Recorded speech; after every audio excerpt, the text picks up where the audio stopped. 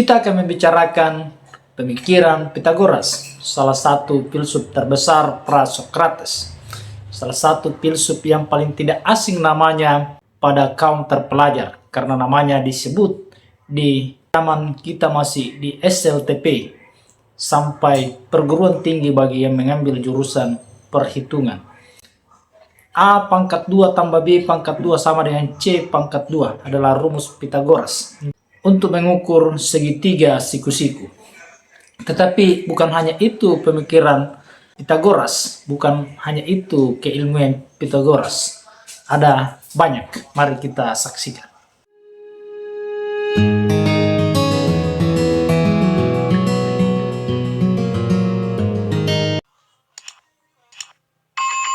Sebelum kita menelisik pemikiran-pemikiran Pythagoras, mari kita lihat dulu sedikit biografinya. Pythagoras lahir 570 sebelum Masehi dan meninggal 495 sebelum Masehi. Dia adalah seorang filsuf dan matematikawan Yunani kuno yang lahir di Pulau Samos, Yunani. Ia dikenal karena kontribusinya dalam bidang matematika, khususnya teorema Pythagoras yang menjadi dasar bagi geometri dan trigonometri. Pythagoras ini adalah anak pedagang, anak yang kaya sehingga punya banyak waktu untuk pergi kemana-mana, mencari ilmu, berbagai macam guru untuk mendapatkan ilmu pengetahuan. Dikabarkan Pythagoras pernah ke India, pernah ke Mesir dan ke Babilonia. Itulah yang menyebabkan beliau ini punya pemikiran yang sangat beragam. Lalu setelah berumur 40 tahun dia kembali ke kampungnya di Samos, di Kepulauan Samos.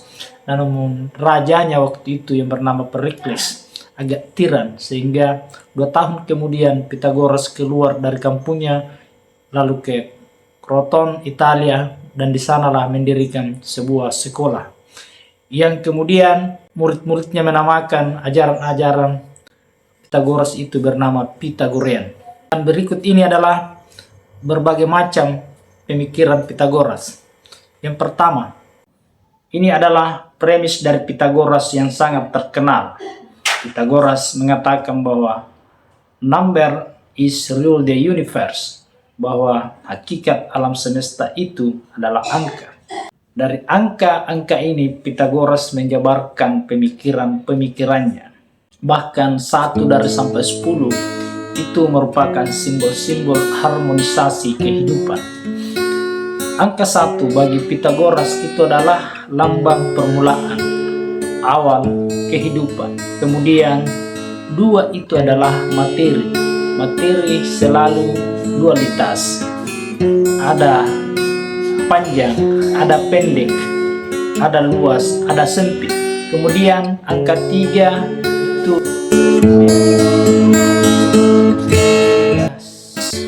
titik segitiga, lalu kemudian dia punya awal, punya tengah, dan punya akhirat. Kemudian 4 itu adalah lambang 4 musim. Musim semi, musim gugur, musim dingin, musim panas. Karena Pythagoras ini kan di Eropa, Yunani. 4 musim di sana. Kemudian angka 5 itu adalah lambang pernikahan. Kemudian 6 itu lambang harmoni, keseimbangan, dan kesuksesan. Kemudian angka 7 itu adalah 7 planet, karena waktu itu masih 7 planet yang dikenal, yang diketahui. Kemudian angka 7 itu adalah hari ulang tahun Dewa Apollo. Kemudian angka 8 itu adalah angka yang dilambangkan pada kekuatan, keseimbangan, kekuatan, kesadaran yang berakibat pada alam semesta. Karena kesadaran semua orang melakukan keseimbangan itu bisa berakibat kebaikan pada seluruh alam semesta. Kemudian yang ke-9 itu adalah angka yang menyimbolkan bahwa kita bisa mengembangkan spiritual kita semaksimal mungkin, kedisiplinan, pencapaian suatu cita-cita. Lalu kemudian angka 10 adalah angka yang paling istimewa karena dia menjadikan itu simbol, namanya teatrix, di mana segitiga dan di dalamnya juga ada segitiga. Bahkan angka 10 ini bagi penganut Pythagorean sering bersumpah atas nama teatrikal. Jadi angka bagi ajaran Pythagorean itu sangat sakral karena menurutnya angka-angka itu melambangkan hakikat dari alam semesta. Penjabaran lainnya adalah bahkan kejadian-kejadian, misalnya kasus di kepolisian itu melaporkan sesuatu di polisi itu selalu bertanya tentang angka, kapan terjadinya, jam berapa, bersama siapa, berapa yang terlibat. Kemudian kalau terjadi misalnya bencana alam, gempanya jam berapa, kalau sekarang skala Richternya berapa, kemudian berapa rumah yang roboh, berapa yang meninggal, berapa yang luka-luka. Kita tidak bisa terlepas dari angka-angka itu, bahkan sampai kepada hal-hal terkecil. Nah, yang paling kita saksikan daripada penjabaran angka-angka menurut Pythagoras ini adalah Pythagoras kan punya rumus Pythagoras seperti yang saya sampaikan dari awal yang kita pelajari sampai sekarang. Untuk mengukur sudut segitiga, rumusnya A pangkat 2 tambah B pangkat 2 sama dengan C pangkat 2. Dengan mudah kita mengetahui ruang itu dengan rumus ini, ruang sudut segitiga itu. Dan itu adalah dari Pythagoras. Lalu kemudian saya tidak tahu siapa yang terpengaruh karena beberapa tradisi di Indonesia juga itu selalu terpaut pada angka-angka. Misalnya kalau Anda lahir tanggal 15 bulan 5 tahun 2005 misalnya, maka Anda cocoknya dengan orang yang kelahirannya tanggal sekian. Kalau kamu lahir tanggal sekian, nasibmu bisa seperti itu. Ini angka-angka bukan hanya terjadi di Yunani kuno. Kita tidak tahu siapa yang terpengaruh, apakah Pythagoras yang terpengaruh atau kita yang terpengaruh. Tidak hanya sampai di angka-angka, Pythagoras juga mengajarkan tentang jiwa. Ajaran Pythagoras mengenai jiwa mencakup beberapa konsep utama, yaitu pertama, keabadian jiwa.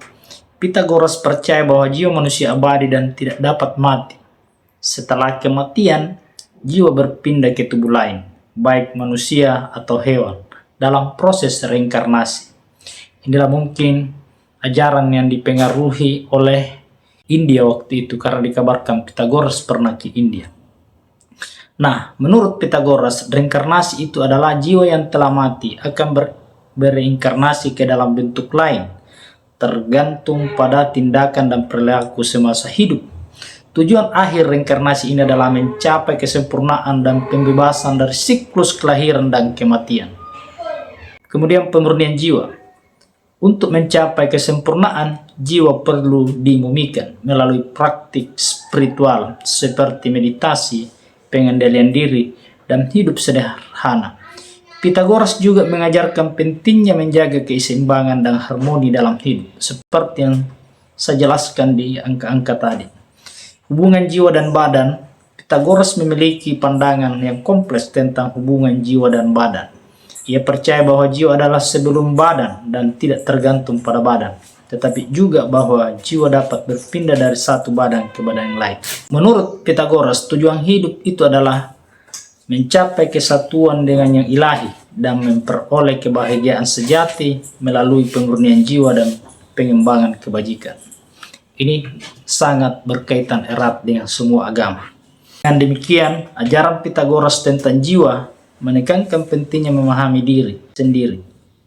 Dengan demikian, ajaran Pythagoras tentang jiwa menekankan pentingnya memahami diri sendiri, mengembangkan kebajikan dan mencapai keseimbangan dalam hidup untuk memperoleh kebahagiaan sejati dan pembebasan dari siklus reinkarnasi. Nah, masih berkaitan dengan jiwa, Pythagoras dikenal sebagai orang yang vegetarian hanya karena dia tidak mau makan daging dengan alasan bahwa reinkarnasi itu ada, lalu kemudian bisa jiwa itu hidup di makhluk yang lain seperti hewan. Maka tindakan memakan daging adalah tindakan yang bertentangan dengan ajarannya. Kemudian yang kedua itu adalah bentuk penghormatan kepada jiwa, kepada makhluk, bahwa setiap makhluk itu berhak untuk hidup. Makanya penganut Pythagoreanisme ini, penganut Pythagorean itu tidak makan daging. Nah, ada hal yang lumayan tragis bahwa kematian Pythagoras itu katanya karena sekolahnya dibakar. Itu biasa di zaman dahulu ketika ada ajaran-ajaran yang bertentangan dengan pemerintah atau kerajaan waktu itu, ya biasanya kita diusir. Bahkan sekarang pun kadang kalau tidak setuju dengan pemerintah, kalau ada kelompok-kelompok yang dianggap radikal, bahkan ada yang dibubarkan. Pythagoras ini katanya dibakar sekolahnya, lalu dia juga meninggal di situ dengan beberapa muridnya. Ada juga yang mengatakan dia berhasil lolos. Ada juga yang mengatakan berhasil lolos tetapi dia masuk ke kebun kacang padahal dia alergi dengan itu dan musuhnya mendapatkannya di wilayah itu dan langsung dieksekusi. Ada juga yang mengatakan bahwa Pythagoras itu tidak jelas apa penyebab meninggalnya. Satu quotes yang paling saya suka dari Pythagoras adalah beliau mengatakan bahwa pendidikan untuk anak-anak adalah untuk menciptakan generasi yang lebih baik agar tidak ada lagi orang dewasa yang dihukum. Jadi ketika kita bisa mendidik anak-anak bangsa, seluruh bangsa ini menjadi individu yang terbaik, berilmu, berakhlak mulia, berintegritas, maka tidak akan ada lagi orang dewasa yang akan dihukum di masa depan.